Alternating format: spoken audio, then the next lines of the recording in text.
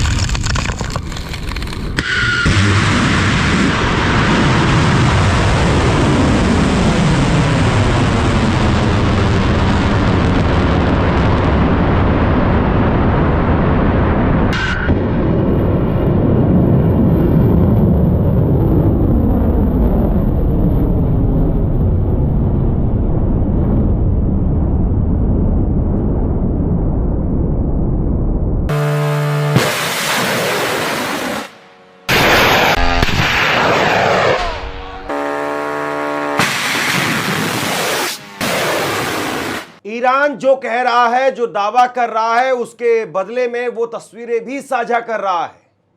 और ईरान की तरफ से कहा गया है कि हमने हमला किया है।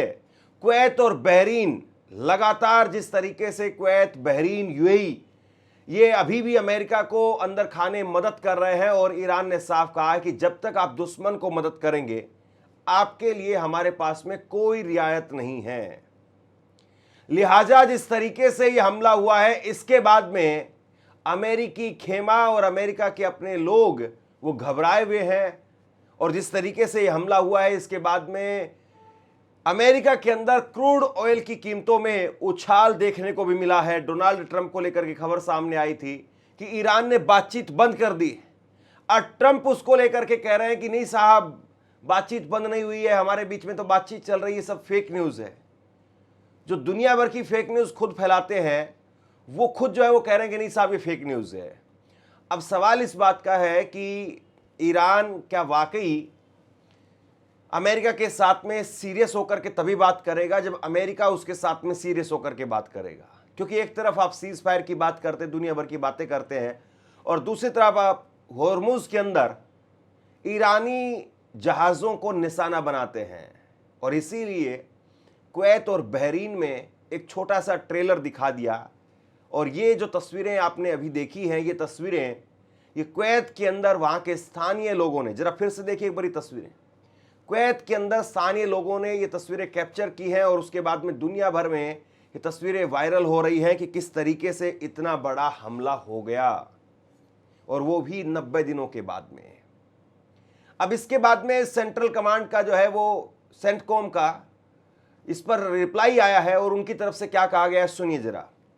ईरान के इस्लामिक रेवोल्यूशनरी गार्ड कोर, उनका दावा है कि उन्होंने आज बहरीन में अमेरिकी 5th फ्लीट पर, उसके मुख्यालय पर और क्षेत्र में स्थित एक अमेरिकी हवाई अड्डे पर मिसाइलों और ड्रोन से हमला किया है। ये झूठ है।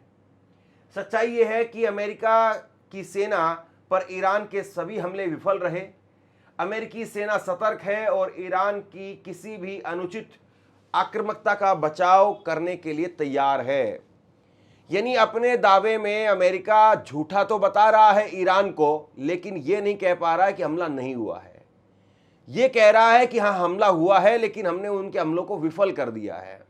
यानी आप ये तो मान रहे हैं कि साहब वो हमला करने में सक्षम है, आप ये तो मान रहे हैं कि ईरान वो हमला कर रहा है आपके ऊपर, आप ये तो मान रहे हैं कि आप ईरान की कमर तोड़ नहीं पाए, आप ये तो मान रहे हैं कि आप अपने गुस्से से कि पाषाण युग में भेज देंगे। इन सारी बातों से, इन सारे जुमलों से आप ईरान की सेहत के ऊपर रत्ती भर सा असर नहीं डाल पाए। ये सारी चीजें बिल्कुल साफ तौर पर दिखाई दे रही है। तो कुल मिलाकर के जिस तरीके से ये हमला हुआ है, इसके बाद में अमेरिका चारों खाने वो चित नजर आ रहा है। वहीं अमेरिकी सेंट्रल कमांड सेंटकॉम ने एक्स पर पोस्ट करके कहा कि ईरान ने क्षेत्रीय देशों की तरफ से कई बैलिस्टिक मिसाइलें दागी हैं, हालांकि सभी हमले फेल रहे हैं। कुवैत पर दागी गई मिसाइलें या तो टारगेट से चूक गई या रास्ते में ही नष्ट कर दी गई। बहरीन पर दागी गई 3 मिसाइलों को अमेरिकी और बहरीन एयर डिफेंस सिस्टम ने रोक दिया है। यानी स्वीकार कर रहा है अमेरिका कि हां साहब मारा तो है, लेकिन हमने रोक लिया था। कुल मिलाकर के हमने रोक लिया था, यह बात है। लेकिन यह तो दिखाई दे गया ना कि जो आप चौधरी बन रहे थे, जो आप अपनी मूंछों को ताव दे रहे थे, वैसे तो ट्रम्प बाबू की मूंछ नहीं है, लेकिन एक जो कहावत कही जाती कि मूंछों की लड़ाई अब बन गई है, यानी ईगो की लड़ाई है, यानी अब ये चौधराहट की लड़ाई है, वर्चस्व की लड़ाई है। तो साहब वो तो चकनाचूर कर दिया आपका घमंड, आपका तो जो मुकुट था, नकाब था, सब उखाड़ करके फेंक दिया। और जाहिर सी बात है जिस तरीके से ये सब कुछ हो रहा है, इसके बाद में अमेरिका की जनता के सामने आप क्या जाकर के मुंह दिखाएंगे। मार्क रूबियो कल पत्रकारों के सवालों का जवाब दे रहे थे, और जिस तरीके से मार्क रूबियो फंसे हैं वहां पर, पत्रकारों ने जैसे सवाल पूछा है, चूंकि अमेरिका में इतनी डेमोक्रेसी है कि आपके विदेश मंत्री को पत्रकारों के बीच में जाकर के बैठना पड़ता है। खाली सूत्रों के हवाले से काम नहीं चलता कि सूत्रों के हवाले से ये कह दिया वो कह दिया। तो वहां पर जब वो जवाब दे रहे थे तो बहुत बुरी तरह से फंस गए, और फिर उसके बाद में किसी तरीके से अपना बचाव करते हुए नजर आए। लेकिन अमेरिका में महंगाई बेहताशा बढ़ रही है। अमेरिका ईरान टकराव के बाद में तेल की कीमतों में उछाल देखने को मिला है। मिडिल ईस्ट में बढ़ते तनाव के बीच में बुधवार सुबह कच्चे तेल की कीमतों में 1% से ज्यादा तेजी आई। ब्रेंट क्रूड की कीमतें $1.05 यानी 1.09% बढ़ करके $97.05 प्रति बैरल पहुंच गई है। वहीं अमेरिकी WTI क्रूड वो भी $1 यानी 1% चढ़ करके $94 तक पहुंच गया है। $94 प्रति बैरल वो अमेरिकी तेल हो गया है। और वहीं पर अगर ब्रेंट क्रूड की बात करें तो वो $97 प्रति बैरल हो गया है। हो सकता है कि इसका असर आपको भारत में भी देखने को मिले, क्योंकि भारत में तो जो कंपनियां बैठी हुई है तेल बढ़ाने के लिए, वो बस ऐसी एक खबर के लिए ही इंतजार करती है कि किसी तरीके से आ जाए खबर, और उसके बाद में 3-4 रुपए का, 2 रुपए का, ₹2.5 का, ₹1.5 का इंजेक्शन हम लगा देते हैं कि ₹2.5 बढ़ गया है, ₹1.5 बढ़ गया है। तो अब कुल मिलाकर के देखिएगा आप कि किस तरीके से जो है वो भारत में भी कीमतें आपको बढ़ती हुई नजर आएंगी। अब इजराइल की बात करते हैं। हिजबुल्लाह ने इजरायली सेना के ऊपर 13 हमले किए हैं। इजरायली हमलों के बाद में लेबनान के टायर शहर की तस्वीरें आप देखिए, और यही जो है वो इजराइल की क्रूरता है और जिसका जवाब हिजबुल्लाह दे रहा है। आप देखिए किस तरीके से बड़ी बड़ी गगनचुंबी इमारतों को वहां पर ध्वस्त कर दिया गया, कैसे ये आलिशान शहर बसाए गए थे और इनको कैसे खंडर में तब्दील कर दिया गया। चूंकि लेबनान के पास में अपना कोई एयर डिफेंस सिस्टम नहीं है और इसीलिए इजरायली जो मिसाइलें आती हैं उनको रोक नहीं पाते हैं, लेकिन हिजबुल्लाह ने पलटवार किया है। हिजबुल्लाह का दावा है कि दक्षिणी लेबनान में इजरायली सेना पर 13 हमले किए हैं। हिजबुल्लाह ने दावा किया है कि उसने दक्षिणी लेबनान में इजरायली सेना पर 13 हमले किए हैं।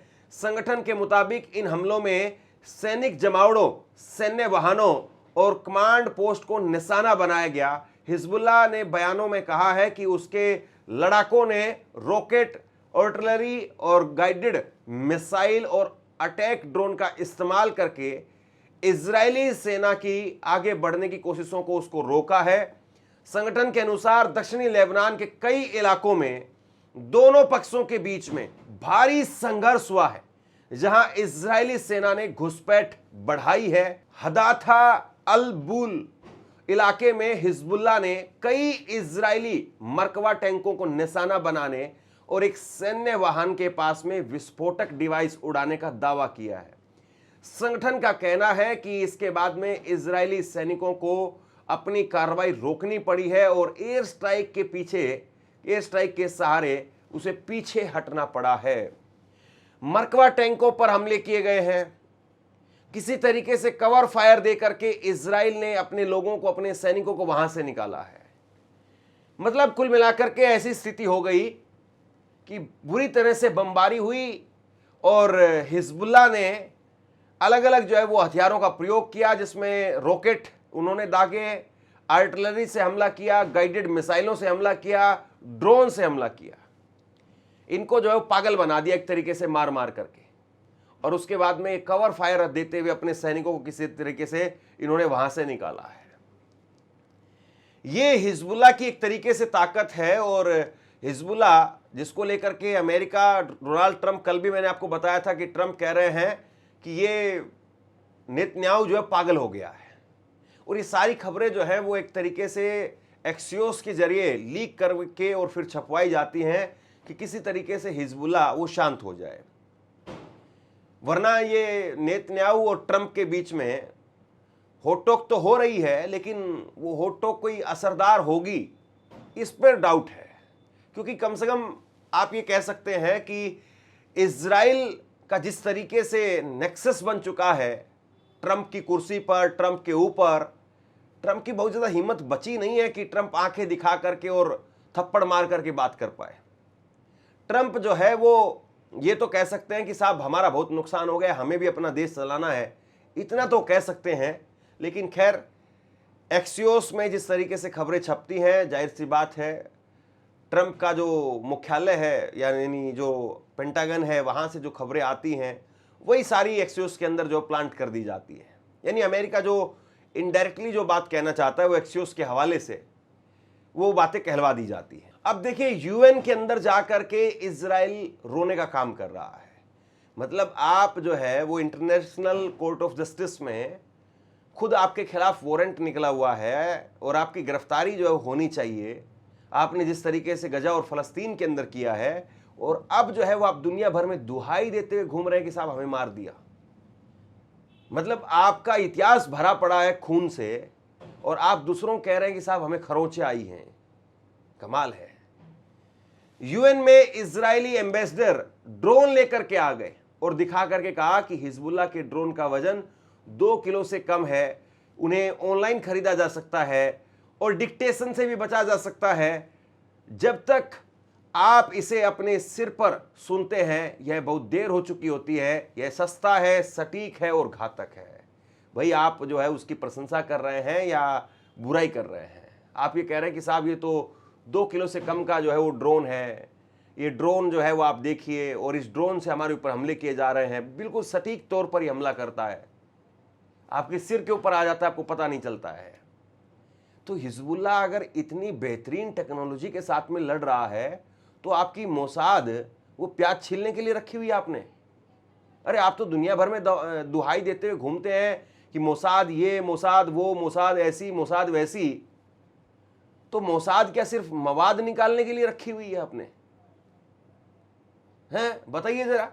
सारी टेक्नोलॉजी वो ईरान के पास में है। उनके शाहिद ड्रोन से आप जो है वो पार नहीं पा रहे थे। शाहिद ड्रोन ने आपकी नाक में नकेल डाल दिया था, और अब आप कह रहे हैं कि साहब देखिए इनके पास में भी ड्रोन है। कुल मिलाकर के कहना क्या चाहते हो? सिस्टम हिल गया है, अंदर से परखच्चे उड़ चुके हैं। बस सिर्फ और सिर्फ फर्क इतना है कि अपनी ईगो के चलते, और सामने चुनाव है, नेतन्याहू के भी सामने चुनाव है, ट्रंप के सामने भी चुनाव है, और किसी तरीके से अपनी आवाम को गुमराह करने के लिए कोई ना कोई एक मसला चाहिए। वरना पूरी तरह से अंदर से इजराइल और अमेरिका टूट चुका है, ये मान करके चलिए आप। और यही ईरान की ताकत है, और इसीलिए ईरान वो हिजबुल्लाह और हूतियों के साथ में हर कीमत पर वो चाहता है कि हमारी जो है वो बातचीत बनी रहे और हम इनके साथ खड़े रहें, क्योंकि उनको पता है कि हम किस तरीके से पावरफुल हैं और इसीलिए वो अपने क्षेत्रीय साथियों को बिल्कुल नहीं छोड़ेगा। शेयर कीजिए इस खबर को और आप क्या सोचते हैं नीचे कमेंट सेक्शन में लिख करके जरूर बताइए। इस वीडियो को लाइक कीजिए और चैनल को सब्सक्राइब जरूर कीजिए। अगर आपको हमारा काम पसंद आता है तो थैंक्स बटन का प्रयोग करके आर्थिक तौर पर हमें मदद जरूर करिए। शुक्रिया, थैंक यू।